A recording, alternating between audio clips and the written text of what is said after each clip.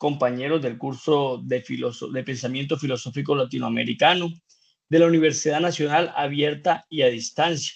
En esta noche nos encontramos mi compañero Cristian Aguirre y mi persona, Carlos Daniel Ustaris Castillo, con el fin de abordar los resumen analítico especializado de los textos correspondientes a la presente fase, respectivamente.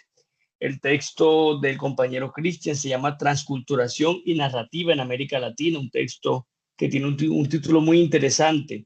En mi caso, tenemos Crítica a la razón latinoamericana, los desafíos de la posmodernidad a la filosofía latinoamericana. También bastante interesante para este tema de pensamiento filosófico latinoamericano que estamos considerando en el curso. Inicialmente vamos a exponer un breve resumen de los textos y luego vamos a dialogar de cómo se entrelazan los textos entre sí con un aporte de cada uno. Cedemos la palabra a Cristian. Bienvenido, Cristian. Adelante.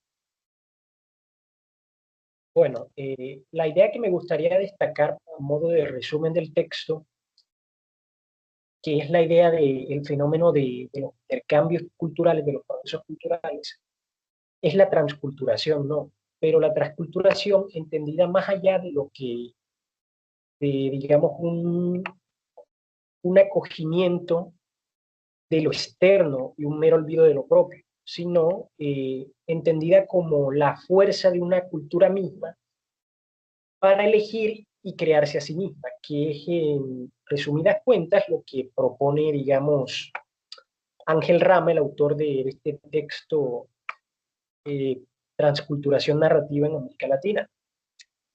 Bueno, no sé si quiera abordar algo al respecto o abordamos su resumen. Bueno, podemos revisar el resumen y luego entrelazamos los textos. Digamos que el autor, el autor Santiago Castro, en este texto, busca un fundamento para la filosofía latinoamericana en el presente. Y el autor lo aborda a partir del fenómeno o de la vivencia posmoderna. Un resumen, digamos, del texto es que se analiza a partir de la filosofía de la liberación, que es la filosofía, digamos, característica propia de América Latina. Él dice que todo lo que está enfocado entre la filosofía y la teología de la liberación viene influenciado por el socialismo del este. Entonces, toda esta dialéctica de pronto de los oprimidos contra los opresores de Europa versus América Latina es lo que caracteriza esa filosofía de la liberación, esa liberación del fenómeno europeo a nivel cultural, filosófico, racional y en todos los ámbitos. Una idea muy importante que destaca el autor es que la posmodernidad considera que no es un fenómeno ideológico, sino ontológico. Entonces, que no es un asunto de conciencia y de teoría, sino de experiencia. Es una vivencia que se da en América Latina a partir del desarrollo de la modernidad.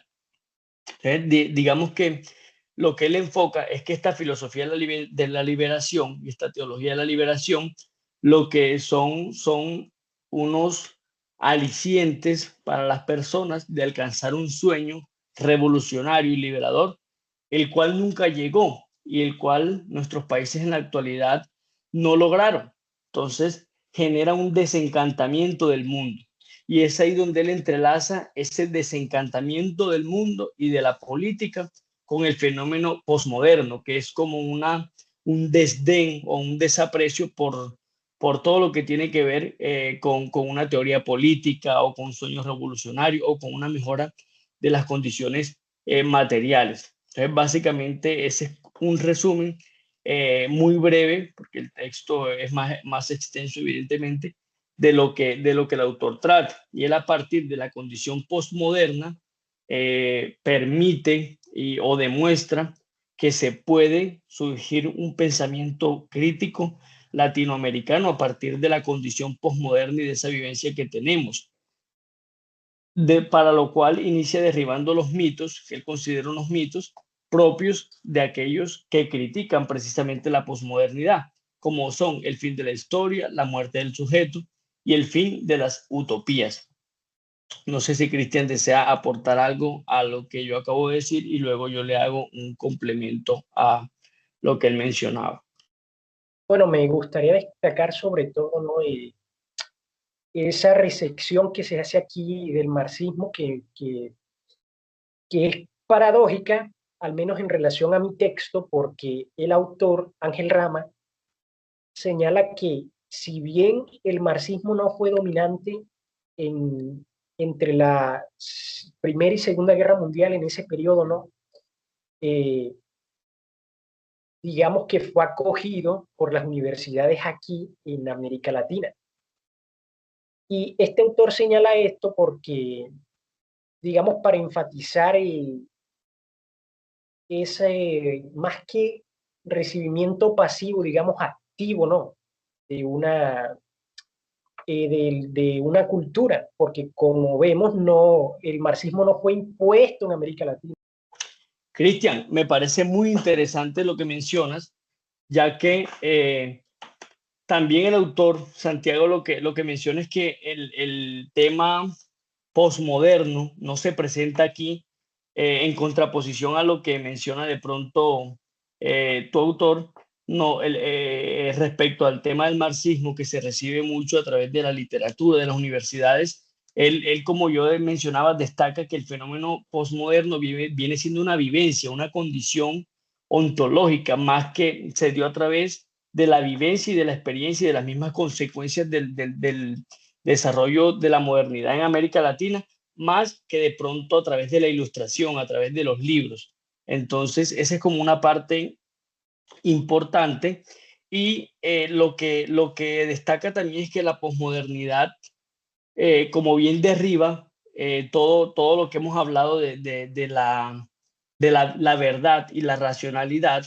Entonces, lo que se le critica es que no nos da una condición, digamos, o un concepto metafísico por el cual unirnos, digamos, como el colectivo y sobre el cual luchar. Entonces, el autor básicamente lo que concluye es que, y lo voy a citar textualmente, los posmodernos ya no criticamos el error en nombre de la verdad, no queremos humanizarnos ni buscar el origen de nuestra identidad cultural y tampoco nos conmueve la continuidad y la unidad, sino la multiplicidad y el acontecimiento. Sin embargo, esta autenticidad de esa multiplicidad y el acontecimiento muchas veces lo que hace es que fragmenta la sociedad y, como vemos, el desencantamiento del mundo y la individualización de la sociedad latinoamericana es un proceso que estamos viviendo y que nos está trayendo consecuencias muy fuertes porque ya no hay lazos o digamos verdades o sentidos que nos permitan unirnos en torno a, bien sea a nivel ético o a nivel político. Ya no hay esas formas que como la nación o como la lucha revolucionaria que unen al pueblo, unen los colectivos y que permiten de cierta manera, como dice el dicho popular, la unión hace la fuerza, hacer fuerza frente a ciertos poderes o a ciertas organizaciones. O sea, no hay organización política y social debido a este fenómeno. Es mi comentario respecto al autor, básicamente. Y con respecto a lo que al autor, la transculturación es un proceso en el cual se da de manera espontánea lo que significa el intercambio cultural. Muchos hablan de que en general a veces no hay intercambio cultural, sino que hay imposición cultural. Sin embargo, yo creo que no hay una imposición total, dominante, son procesos que se toman los unos de los otros, que es algo espontáneo y que escapa a lo que es premeditado o impuesto, porque si bien una cultura puede permanecer por encima de la otra, eso hace parte del mismo proceso de culturización. Es como mi opinión, no sé si de pronto tienes algo adicional, Cristian. Bueno, más que todo sobre las imposiciones, ¿no? Sobre la idea de que todo es impuesto, de que por ello debemos rechazar a la cultura externa a nosotros, porque según todas se nos impone.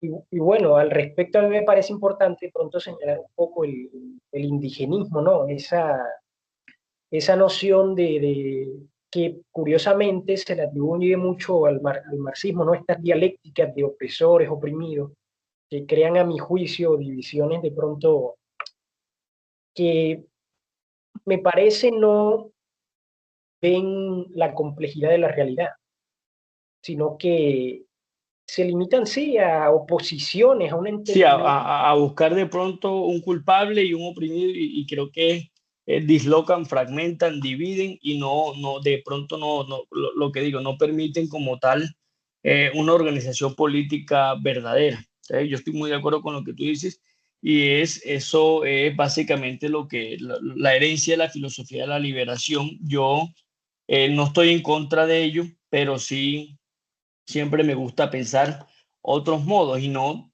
lo que hablábamos en el video pasado, no deshacer lo que ya está hecho, ni tener que buscar una identidad propia latinoamericana, si es que la hay, una filosofía, perdón, que identifique propiamente a Latinoamérica, si es que la hay, sino más bien construir sobre lo que ya tenemos. El ejemplo que siempre pongo es la personalidad. Nosotros no escogemos todo lo que somos, ni nuestras formas físicas, ni mentales, ni nuestros comportamientos, nuestra genética, el nombre. Solo nos toca, como decía Sartre, hacer con lo que ya hicieron de nosotros. Muchas gracias, tutor y demás compañeros, y todos los que puedan apreciar este audio, este video. Vale, muchas gracias igualmente.